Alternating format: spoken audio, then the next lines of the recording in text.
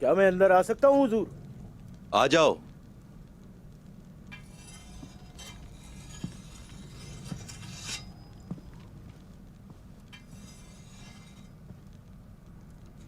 ये क्या है कॉर्नेलिया?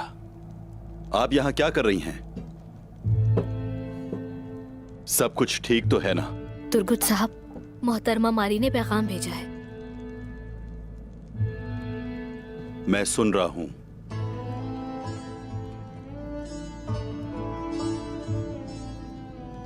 तेकफुर कोसिस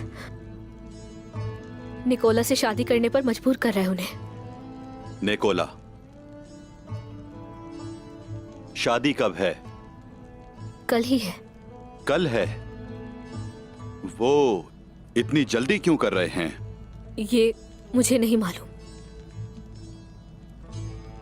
मुझसे क्या चाहती है? वो आपकी मदद चाहती है। आपके अलावा और कोई उनकी मदद नहीं कर सकता।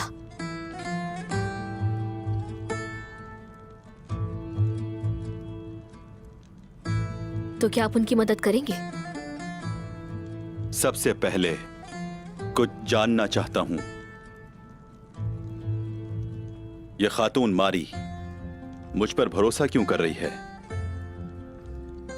उनकी मदद करने के बाद ये सवाल आप उनसे खुद ही पूछ लीजिएगा। ठीक है, आप जा सकती हैं। मैं अपना जवाब बता दूंगा।